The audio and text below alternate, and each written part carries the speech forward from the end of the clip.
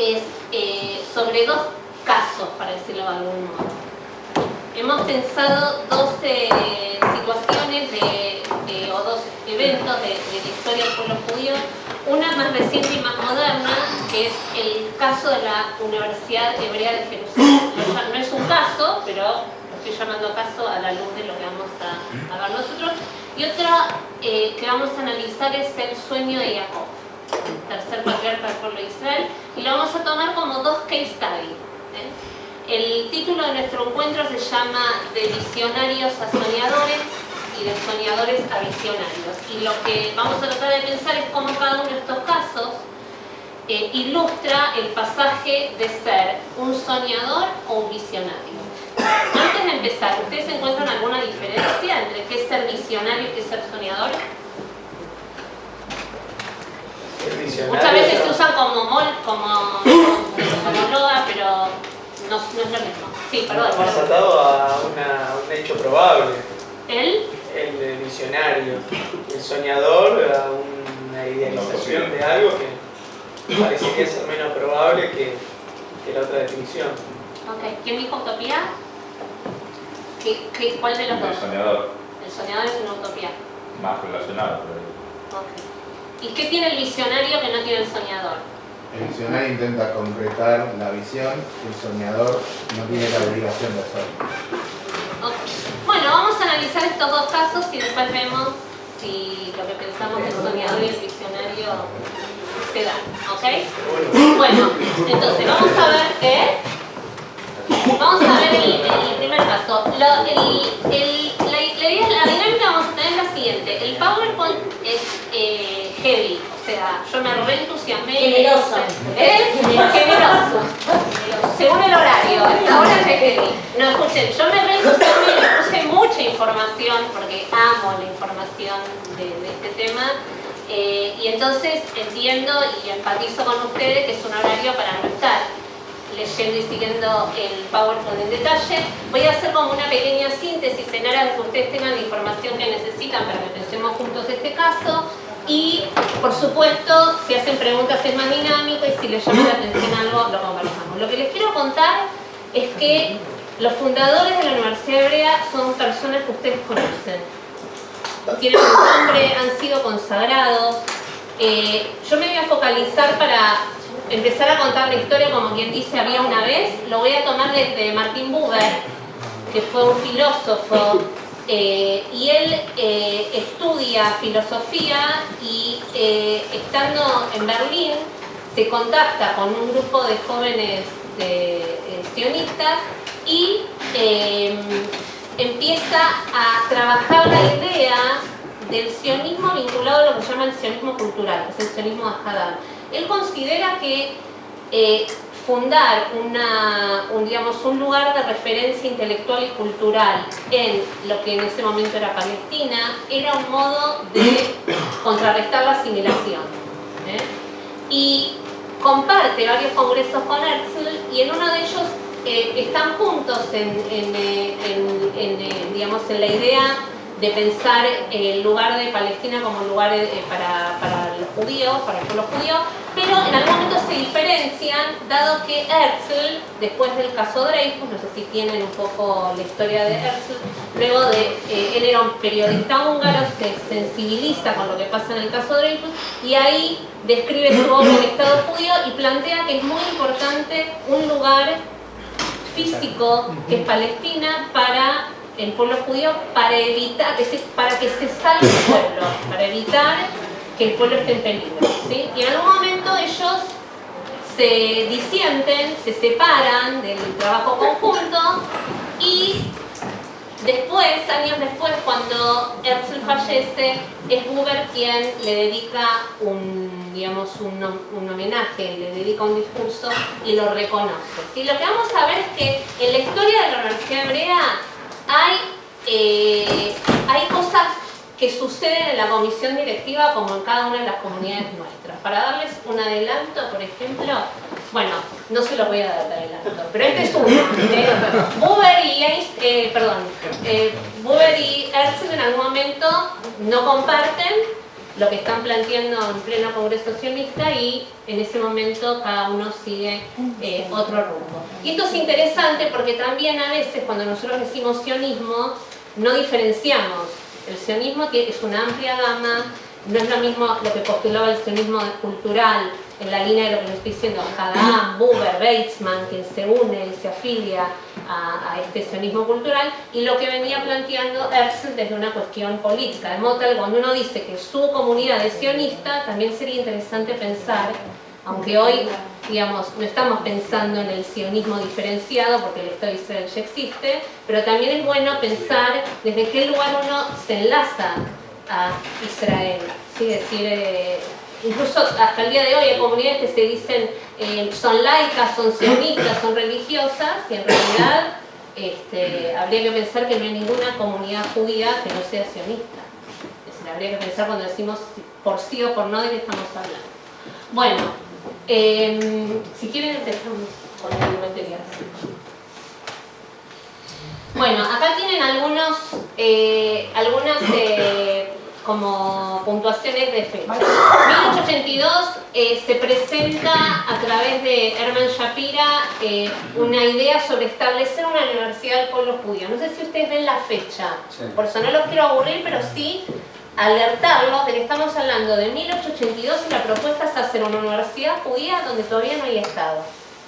Todavía no pasó ninguna guerra mundial, porque el otro defecto que tenemos a veces es pensar que el Estado de Israel viene por default de la Shoah. De hecho, hay viajes que se arman con este guión y nos traen bastantes problemas para entender un poco los hitos y el espíritu que tiene que ver con la idea de la creación de un Estado de Israel, ¿no? Que va más allá de una tragedia por más grande que sea. Bueno, pero fíjense, en 1882 ya se presenta esta idea a través de Hermann Shapira.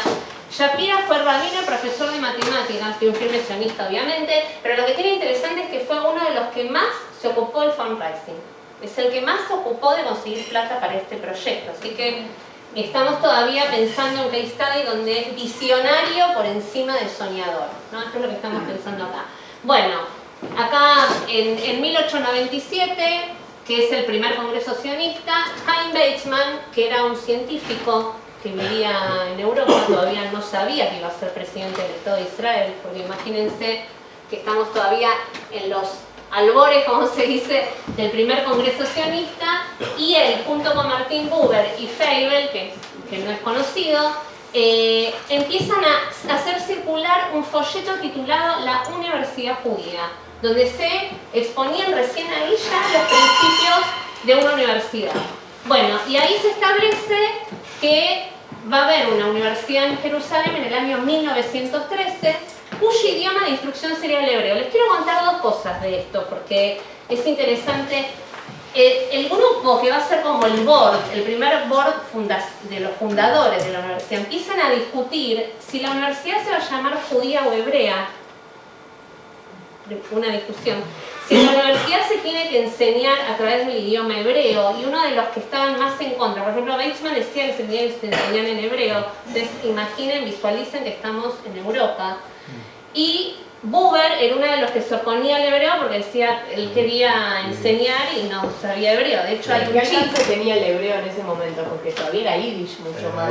Bueno, depende de. Sí, pero de todas maneras el hebreo siempre estaba considerado como, no solamente como lengua sagrada, sino como lengua que vinculiza cultura judía. ¿Sí?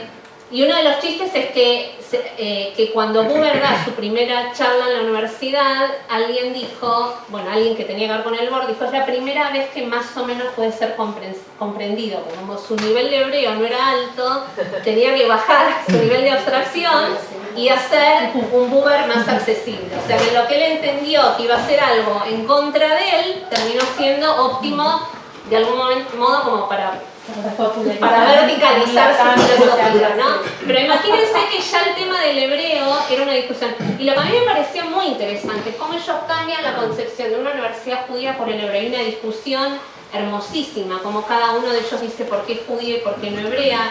Uno dice que judía no, porque entonces sería una universidad restringida a los judíos, y tienen la visión de una universidad abierta para todas las razas y religiones, que de hecho hoy, y esto es lo que estamos diciendo en relación a la visión, fueron visionarios porque la universidad hoy es una universidad donde estudian judíos, cristianos, árabes y gente de todo el mundo. Perdón. Y entonces en ese sentido fue acertado pensar que fuera hebrea y no judía. Sí. Cuando ellos empiezan a visionar o soñar esta universidad, no la están pensando en Jerusalén. Todo el tiempo en Jerusalén. Ah, en Todo el Jerusalén. tiempo en Jerusalén. Sí.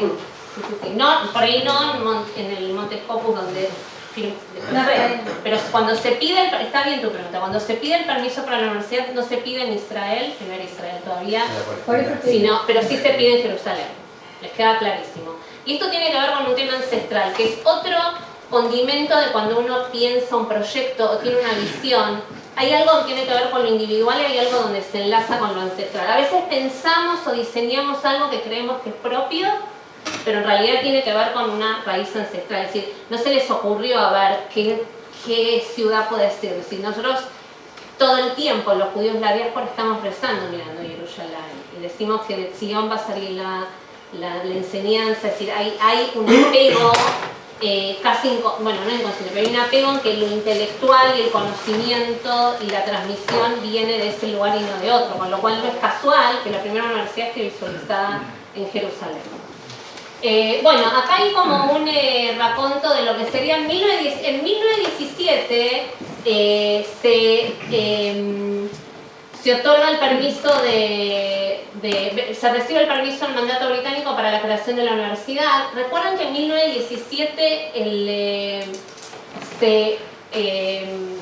de alguna manera se reconoce que, no, de alguna manera no, se reconoce que se iba a poder formar un Estado judío, esto es lo que ellos dicen, y teóricamente lo que se reconoce como la Declaración Balfour, que fue a cambio de una fórmula, ustedes escucharon sobre a cambio de la fórmula que servía para los británicos, se concede el derecho de construir el Estado de Israel, y dicen, por lo menos existe una bibliografía que sustenta que fue a través de una investigación que hizo Weizmann.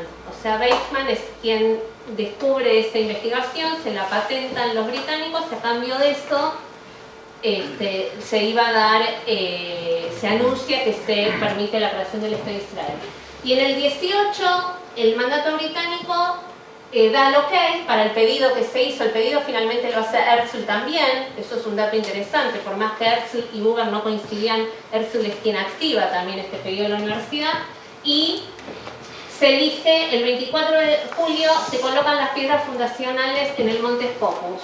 Bueno, y acá es lindo porque ellos, que es como la foto icónica de la Universidad Hebrea, donde está Balfour, que fue el ministro en Palestina en la época del mandato británico, llaman a personalidades de diferentes lugares y incluyen a jóvenes también para que pongan las piedras fundamentales. Entonces se colocan las piedras fundamentales el 24 de julio de 1918, se ponen 12 piedras, pero después deciden que iban a poner 2 piedras más. Porque el espíritu en el que se forma esta universidad es todo el tiempo pensado en la conciliación, en la integración entre los árabes, los cristianos y los judíos. Y vuelvo a decir, lo estamos pensando desde hoy y todavía no hay Estado de Israel. O sea, la universidad está pensada como un lugar, no solamente donde se va a posicionar la verdad y el conocimiento, sino, y esto es lo que van a aparecer después en algunas palabras de sus fundadores, sino principalmente como un lugar donde se va a dar la paz y la convivencia. En ese espíritu es en el que se va a construir el conocimiento. Y se agregan estas 2 piedras más, con lo cual fueron 14. Fue el lugar elegido el Monte Scopus. Bueno, tiene una historia por qué fue elegida esa, que no viene al caso. La idea es cómo se piensan las 2 carreras principales, que era una para enseñar judaísmo y otra para ciencias naturales y medicina. Paso, sí. Bueno, los fundadores, Chaim Weizmann, Chaim Nachman Bialik. Todavía Chaim Weizmann, como les dije antes, entienden la fecha, no fue presidente. Chaim Nachman Bialik, que fue poeta. Martin Buber, que ya se lo nombró. Abraham Kook. ¿Ustedes escucharon hablar del rabino Abraham Kook? Sí, perfecto. Sigmund Freud, Albert Einstein, Saúl Chernyshkovsky y Yehuda Leib Magnes. Yo les puse en colorcito los más consagrados, pero el que dirigió toda esta batuta era Magnes y Einstein, eran los que estaban ahí. Y con Magnes hubo un problema, porque Magnes es el que más decía que la universidad tenía que ser judía y los demás le explicaban que tenía que ser hebrea, porque la universidad no tenía que estar apegada a lo religioso. Y hubo una discusión ahí dentro del board y después se descubrió que no era muy kosher el hombre Magnes, habían algunos temas de financiación con él, así que Einstein manda una carta y renuncia al board porque tiene algunos temitas con Magnes.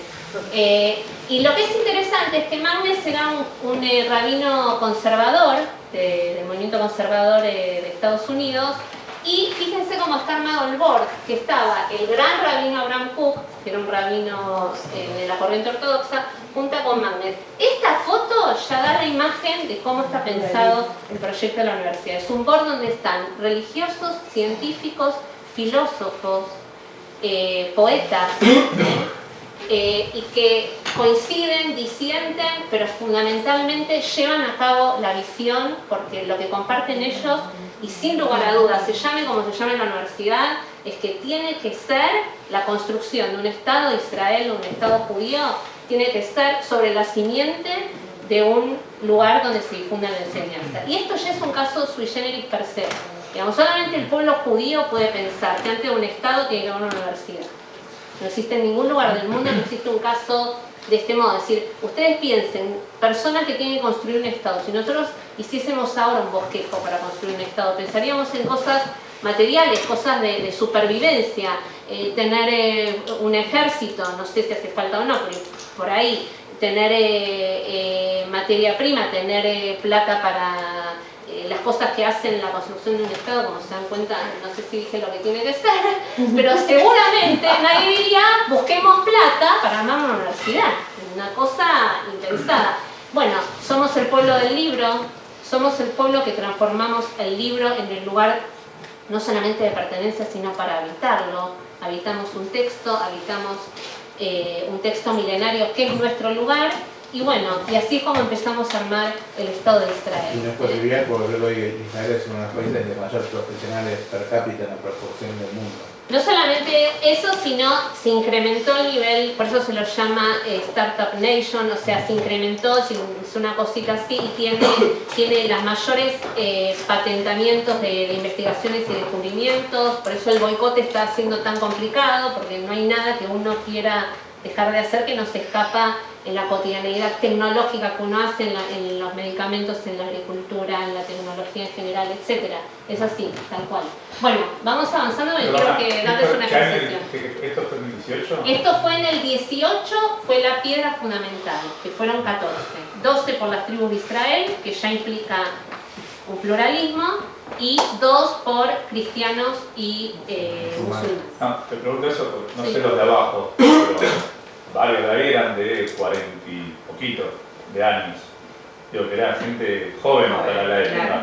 Sí, era así. Sabemos que por ahí no era algo habitual o después durante mucho tiempo los que acá hacían este tipo de cosas, ella fue gente más grande y ahora como que volvimos ¿Cómo a adaptación a cada cosa? No te entendí. escuelas, No, pero eran jóvenes cuando los hicieron. no, pero acá después de las comisiones directivas y todo, que después se formaron Sí. con gente más grande. Sí, no, lo que pasa es que ustedes tienen que entender también que toda esta gente que son intelectuales salen de, o sea, unos salen de Hasidut, que es el tema de Buber, otros salen del tema de la escala, se tuvo una revolución en Europa. Entonces Claro, son los quiero decir intelectuales que los que era gente pueden joven, liderar, para la exactamente. época y Marco universitario 100%, sí, razón por la cual hacen esto, sí. Ahora estamos en 1918, ¿sí? Bueno, la universidad nació funcionando, después lo leen, pero es hermoso, porque esto que les digo, es una cosa de locos, todavía no empezamos a armarlo y ya estamos dando clase, ¿me entiendes? Sí, es una fuerza de los visionarios, es una cosa increíble. Lo que les hice, yo les me eché frases de sus fundadores en el PowerPoint, como dijo Fabi antes, después ustedes lo van a poder leer, Acá está, en 1923, lo que sí les quiero contar, esto les quería decir. 1921, Albert Einstein y James Weissman recaudan exitosamente en Estados Unidos fondos para la universidad. O sea, el científico no se queda, y además es el año que él gana el premio Nobel de Química, 1921. Es decir, él sale, bueno, era fácil buscar plata, si no el premio Nobel te pidió plata, pero no importa, se puede. Ellos salen a buscar, con lo cual son dos integrantes del board que se ocupan de la parte material de fundraising. Que eso también es importante, si no está que el que idea y piensa y diseña y es el intelectual, no se mezcla con el tema de la búsqueda de dinero, sino que están totalmente involucrados. Y ahí es donde él da la primera conferencia científica, la da él porque la universidad, si querés pasar Fabi, se va a inaugurar en el 1925, por eso dice que nace funcionando.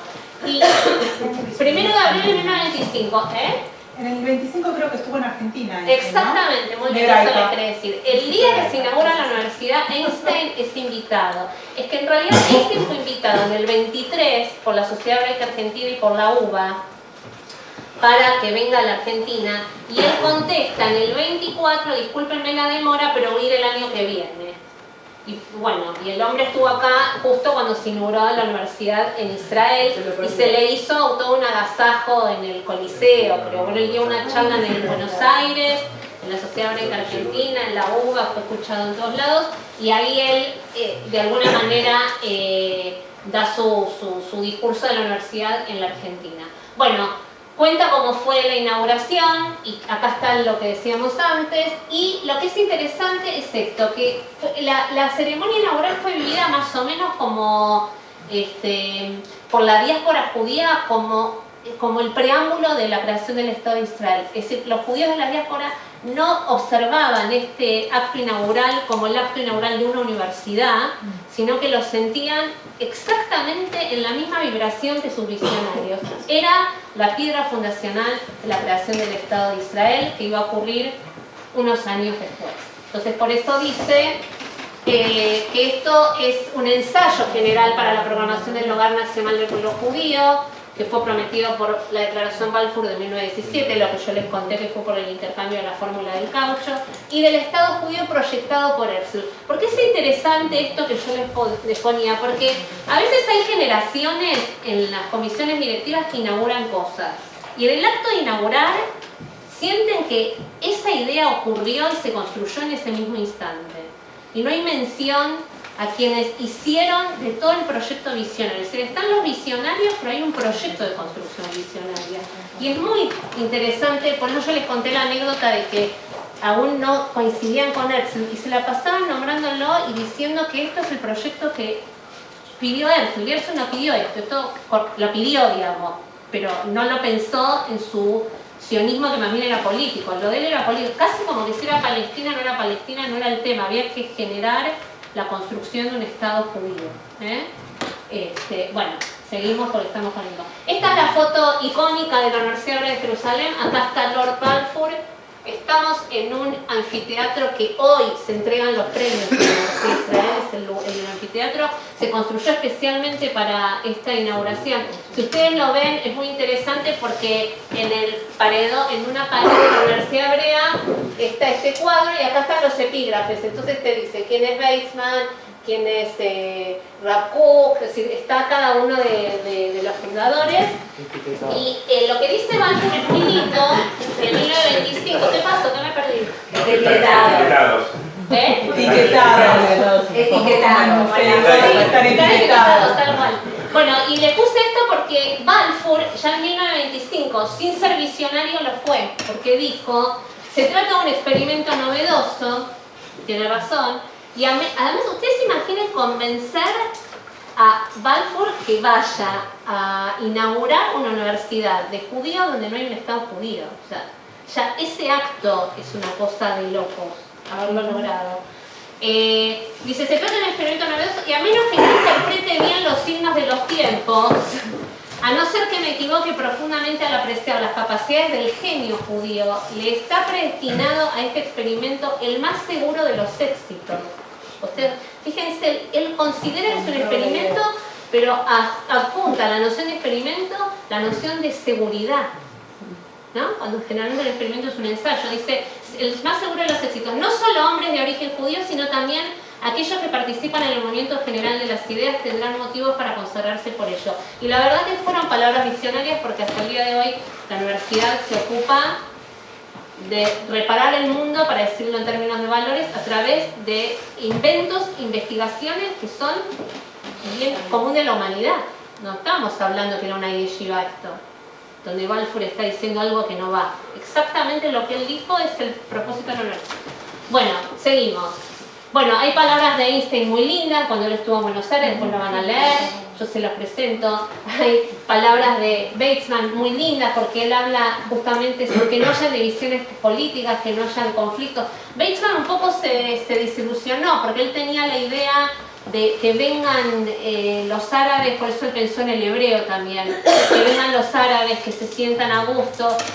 Hubieron publicaciones en el diario de Egipto, en el diario oficial de Egipto, donde se celebraba la universidad del pueblo judío, es decir, fue muy festejado, pero bueno, después hubieron algunos problemas con el tema de cuando se anticipa que el gobierno británico iba a permitir la creación del Estado de Israel, y ahí, como ya sabemos, se empieza a generar un clima difícil. Pero bueno, acá está todo el tema de que la búsqueda de la verdad, promoviendo la paz y el entendimiento entre los pueblos. O sea, vean cómo ellos visionan una universidad que no está centrada, lo cual también es raro, en el pensamiento científico en exclusividad, sino que es un lugar de convivencia y de...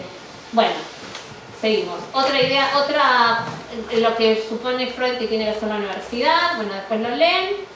Si esto fuese un case study, los valores que conforman este caso son Tikkun Olam, porque es una de las cosas que dice la universidad hoy en día. La universidad tiene esta idea de que lo que se proyecta como invención, como investigación, es para reparar el mundo, es decir, si están haciendo ahora por el Alzheimer, es para el Alzheimer de toda la humanidad. Si están buscando cosas en relación al cáncer, es para que se curen las personas que están mal en todo el mundo. Es decir, en esta idea, la idea de comunidad, que es lo que transmitan los visionarios, el pluralismo religioso, la democracia, esto que yo les decía, cómo se conformó el board, no eran ni todos científicos, ni eran rabinos de una sola corriente, la integración, el diálogo interreligioso, por eso quedó universidad hebrea y no judía, la búsqueda de la paz, tradición, la verdad, el conocimiento del estudio, y uno de los tres ejes que toma es que esta universidad tiene que ser algo bueno para Israel, para el pueblo judío y para la humanidad. Todo el tiempo se piensa en estos tres ejes. Ok, bueno, vamos a pensar el segundo sueño. Miren esto. Lo que vimos recién es de visionarios soñadores. Es pasar que de un sueño o visión al proyecto concreto, hubo una idea, la construcción de la universidad, trabajaron en equipo, sí, el board trabajó re en equipo, consiguieron los recursos, lugar, fundraising, los recursos humanos, hubo un acto fundacional de lanzamiento y concreción en etapas progresivas. Esa visión se concretizó. Ahora vamos a pensar de soñadores a visionarios, y para esto tomé como case study como caso de estudio vendría a ser un texto de la Torá que está en el libro de Bereshit, que es el momento en que Jacob se va porque tuvo un problemita con un hermano. Sí. ¿No? Tuvo un problemón con un hermano. Ellos no, digo, ellos son hermanos. Ustedes saben lo que le pasó a Jacob, ¿no? Con la primogenitura y todo. Bueno, entonces la mamá le dijo, mejor anda un tiempito. Y esta para allá justamente se llama Vayetze, que quiere decir y salió. Pero a mí me interesa, lo voy a dar como punteo, el concepto de Vayetze es muy bueno. O sea, el título de una para allá, no hay título de una para allá, pero es decir, la palabra que tiene que ver justamente con una de las palabras de cómo empieza una para allá. Además de eso, como giro, digamos, de por qué se llama como se llama, sintetiza un poco el concepto de la para allá. Y no es casual que se llame y salió. A mí me va a gustar que después lo podamos pensar con el Lech Lechá de Abraham. Es decir, este Vayetze de Jacob, que fundar algo que vamos a ver qué es, tiene que ver con el Lech Lechá de Abraham, que también es un salirse de sí mismo, distinto al Vayetze, pero hay algo para generar un proyecto fundacional que implica el salirse, y ese es el lugar de la insatisfacción. Por eso no como antítesis de estar satisfecho versus insatisfecho, sino como lo que te mueve del lugar de comodidad. Sí, Es decir, refleja el moverse de la sala del lugar de confort. Bayetse es salirse del lugar que, si bien no era de confort, era lejos de sus padres, y son dos patriarcas de los tres que se salen del lugar, pero en principio desde un lugar de la mismidad. Es decir, hay que salir desde adentro para generar un proyecto. Y eso caracteriza a un soñador que no necesariamente es visionario. El visionario no tiene por qué hacer un reflejar. No tiene por qué salirse de sí mismo. Les conté la historia. Era gente que estaba en su lugar, desde su lugar generaron algo. Pero como visión. El soñador tiene algo en el que, y esto la Torá lo marca muy lindo, siempre hay como que salirse de ese lugar para empezar a soñar. Incluso las alusiones que trae la Torá, la metáfora, tiene que ver con el sueño, como las estrellas del cielo, es decir, él va a soñar de noche, es decir, hay algo en relación al sueño sin que uno diga que Abraham o que Jacob eran soñadores. ¿Está bien? Entonces, ya que los entretuve con el ejercicio, según me dijeron, voy a aprovechar un minuto para leerles algo. ¿Está bien? Sí, perfecto. Dice así. Y fuese Jacob de Beersheba hacia Carán, e hizo noche en el camino, porque ya se había puesto el sol, usando como almohada una piedra del lugar. Y soñó con una escalera cuya base estaba en la tierra y cuya cima llegaba al cielo, y ángeles de Dios subían y bajaban. Jacob se va, apoya como almohada la piedra y sueña con este sueño que se llama Sulam Jacob, la escalera de Jacob. Y es aquí que Hashem, que el Eterno, estaba sobre ella y dijo: yo soy Hashem, tu Dios, Dios de Abraham, Dios de tu padre, y Dios de Isaac.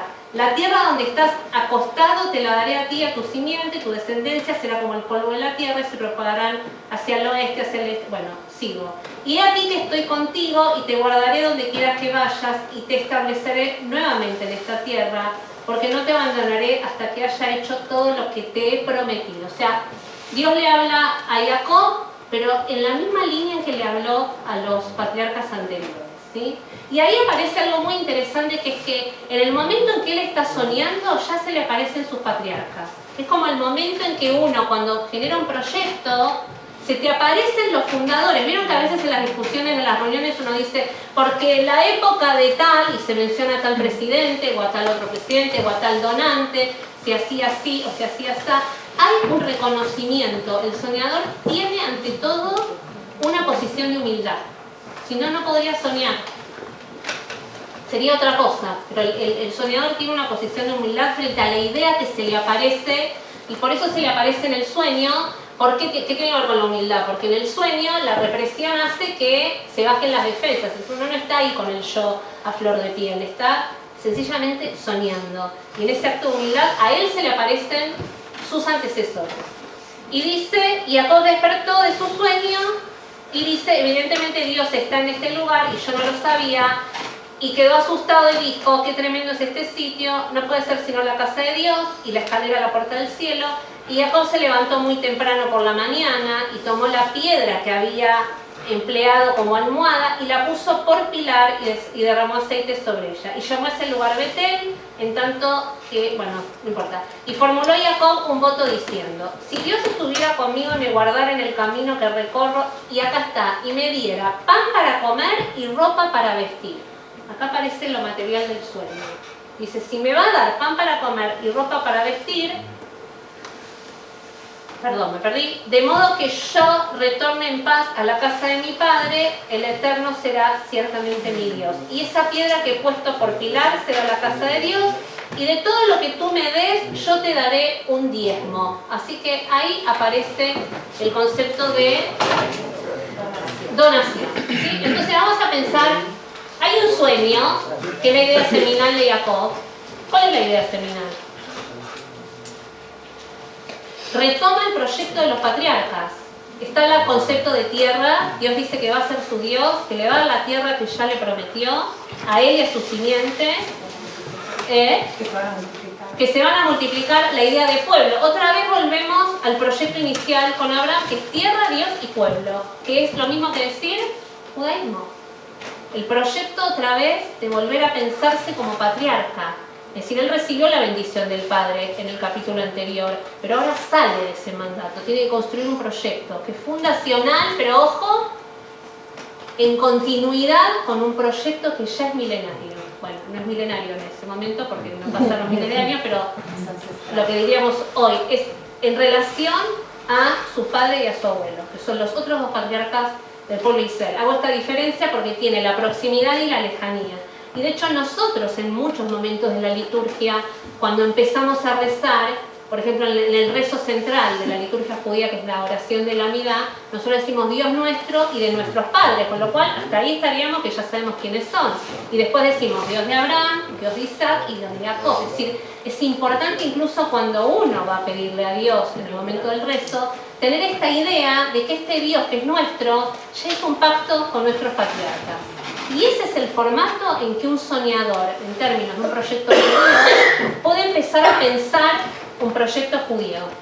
En agradecimiento total a los que estuvieron antes que nosotros, con sus defectos y con sus virtudes, porque si uno sigue los textos, no fueron maravillosos por otras cuestiones, por ejemplo, en el atributo de la humildad, pero hubieron errores como cualquiera de los que conformamos proyectos, comisiones y grupos y a veces nos equivocamos. Entonces, ahí estaría, perdón, si termino con esto, el sueño, quiero decirles, el sueño sí es la escalera de los ángeles, pero el sueño y la idea seminal es volver a seguir el proyecto de los patriarcas, ¿sí? Es decir, ahí él se siente que va a ser el patriarca, ¿sí? No sé quién me dijo, sí. Que cómo hay que entender, ubicarse en el momento de las necesidades por ahí primarias de ese entonces, que son muy distintas a las de ahora, y en la humildad que tenía este patriarca, pero en un punto él pide recursos también. Él pide recursos. Él pide recursos. Sí. O sea, ¿Está bien? Exactamente. Él pide recursos porque... son los recursos que él consideraba necesarios para llevar por ahí el proyecto adelante mínimamente para él. Sí. Para estar bien, que no le falte nada. Él pide recursos. La manera en que pide recursos es la manera en que él entendió lo que tiene que hacer. Claro. Porque si no, es decir, vos no podés vivir en un sueño. Tenés que transformar el sueño en acción. Y decir pan para comer y ropa para vestir es como si bajó del sueño y puso los pies sobre la tierra y dijo, yo necesito esto para empezar a hacerlo. Pero después dijo algo re interesante, inmediatamente. Puso la piedra fundacional y lo transforma en proyecto. Es decir, sobre esto dormí y ahora es una piedra fundacional. Fíjense incluso que es lindo que tiene semejanzas con el caso anterior, porque imagínense, estamos hablando de la época de la Torá, piedra fundacional para armar un proyecto, que en la universidad hebrea, como está armado el acto inaugural, poniendo piedras, incluso hay un midrash que dice que la piedra era una, pero que también eran 12 que se juntaron, ¿verdad? Hay un midrash que dice sobre la piedra. Midrash en ese lugar. Exactamente, ahí se alzó el Beit HaMikdash. Imagínense si no era un sueño y un proyecto, ¿no? Y una visión, exactamente. Entonces, esa piedra que él usó como almohada, acorde al Midrash, que no lo dice la Torá, no lo dice el Midrash, eran las 12 piedras. Fíjense, que era lo que yo les decía antes, yo no creo que Einstein haya pensado en el sueño de Jacob cuando armaron el diseño. Dijeron, hagamos el bastoneo del acto inaugural. Bueno, 12 piedras por el Midrash. O sea, tiene que ver con esta cuestión de cómo el conocimiento, la identidad, la tradición se va de alguna manera ensamblando en proyectos, aunque uno los suponga científicos y en cabeza de científicos. Eso es lo que tiene que ver con la transmisión de todo lo que es lo que haría, no sé si está bien la expresión, pero algo así como a la transmisión de la tradición, ¿verdad? Es decir, a veces uno dice que el budismo tiene que ver con un pasado y un destino en común, pero es mucho más poderoso que eso, no tiene que ver con la dimensión del tiempo o de lo compartido. Bueno, piedra fundacional, nombre del proyecto, dice, este es el lugar de la casa de Dios, tenía otro nombre. Recursos materiales, voy a precisar pan y ropa. A mí me das pan y ropa, yo te armo lo que me acabas de pedir. Pero a continuación, ¿qué dice? Bueno, habla de los valores del proyecto. Dijo paz y trascendencia. ¿Por qué? Paz dice Jacob y trascendencia, ¿quién dice? Dios. Dios dice para vos y tu simiente. No dice yo te voy a ayudar a vos, no es socio de Jacob. Jacob es vehiculizador del proyecto. Es un medio para. Es un medio para. Casi que el sueño de Dios se vehiculiza en Jacob para seguir con la misión que tenían los patriarcas. Y a continuación él dice, yo voy a dar mi diezmo. Ahí se equivocó, la donación era pedimos. No, Jacob dijo. Por eso, nosotros las pedimos, no las damos. Pero si no lo hubiera dicho bien, si no Pero hay otro judío que se claro, si no lo hubiera promovido, nadie te la daría. Nadie te la daría. Eso no estuviera, no habría donante. Igual los directivos ponemos todo el tiempo, pero no importa. Lo que les quiero decir, que era parte del tema de hoy, es que el diezmo es una mitzvah. No es parte de un proyecto. Es decir, no hay otra manera de vivir judaicamente que no es dando un diezmo. No para eso. El problema es si nosotros después lo vamos a pedir como favor o enseñamos y transmitimos que esto, que no es un pedido, es un modo en que las instituciones nos permiten a nosotros vehiculizar esa mitzvah. Pues entonces a mí me ayuda si una organización, si una institución organiza cuál es el diezmo a través de una cuota o de una membresía o para apuntar a un proyecto, o te dicen para que un chico estudie en una escuela judía, para que un chico viaje a Israel, para que un chico haga bar mitzvah, bueno, está bien, no sé si es exactamente el 10% de las ganancias, pero al menos ustedes lo tienen que pensar como que tienen la grandeza de generar la oportunidad para que todos cumplamos con esa mitzvah. Y por eso está acá. Y él dice que va a dar el diezmo.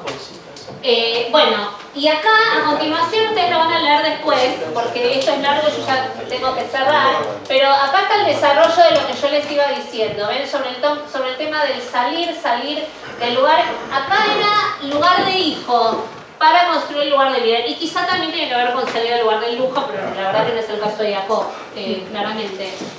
Para construir el lugar de líder y patriarca. Relación entre Vayetse y Lech Lechá que les dije, bueno, y ahí están todas las referencias sobre la referencia de lo que leímos recién, ustedes lo pueden tener si les sirve en algún momento y lo quieren usar, la piedra fundacional, y después hay otra cuestión que es muy linda, Pregunta, Malte. Sí. ¿Por qué lo relacionas con el Lech Lechá de Abraham? Porque el Abraham fue más como un pacto que hizo con Dios. No fue rey de un sueño, ni de una visión, ni de nada que hubiera querido hacer. Sí. Por esta idea de esto que ponía antes, del salirse del lugar, desalojar algo para habilitar algo nuevo. Sí, pero creo que fue lindo porque Abraham lo hizo por convicción y Jacob lo hizo por necesidad. ¿Jacob lo hizo por necesidad? No. Y se tuvo que arrancar. No, pará. Yo lo cuento ahí como una manera de hacer más ameno el relato y más rápido, pero no. Se supone que nada es por necesidad ni porque sí, es decir, está pensado que Jacob ocupe el lugar que tiene que ocupar. Está bien. Lo que estoy englobando es correcto lo que ustedes dicen, no estoy diciendo que es lo mismo, sino que estoy diciendo que tanto Lech Lechá, que es salirse de sí mismo, como Vayetse, que es salir, tiene que ver con que tenés que salir de un lugar de comodidad para generar un proyecto. Lo que digo es que en el caso de ponerle de Abraham, los dos salen de la casa paterna. Salió por convicción, digamos. Lo de Jacob fue una consecuencia de salir. Teóricamente, si vos lees el capítulo anterior de Abraham, de Lech Lechá, dice que salió de la ciudad de Ur con su papá, digamos, y después el papá muere, ¿sí? En el capítulo ese. Es decir que después viene Lech Lechá, en el capítulo siguiente Dios le dice que salga, pero teóricamente uno podría decir, Abraham no se fue porque Dios le dijo, Abraham ya se había ido con el papá.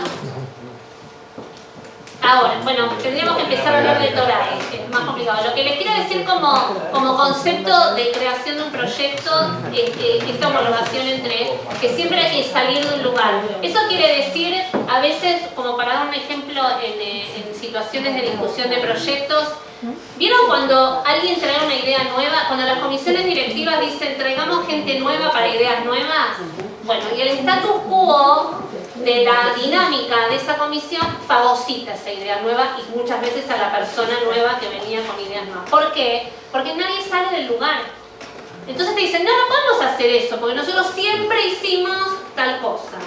Bueno, el Vayetse es correr a esa gente. A la historia hay que reconocerla y agradecerla, pero para hacer algo nuevo tenés que salir de ahí. Y esto es lo que hizo Jacob. O sea, no podía hacer algo nuevo en el lugar donde estaba, como Abraham tampoco. Tuvieron que salir de ese lugar. Entonces, para que Abraham haga algo distinto, no le puede decir, no, acá hace un montón que creemos en ídolos. Bueno, hace un montón que creemos en ídolos, pero yo ahora voy a generar otra idea, voy a generar otro proyecto. Y entonces unan, si quieren, las palabras de insatisfacción de Shimon Pérez, de Vayetze, de Jacob y de Lech Lecha, que son como las palabras que permiten realmente que uno salga de un lugar para empezar a armar algo diferente, pero siempre el reconocimiento de la historia de cada institución. Bueno, muchísimas gracias.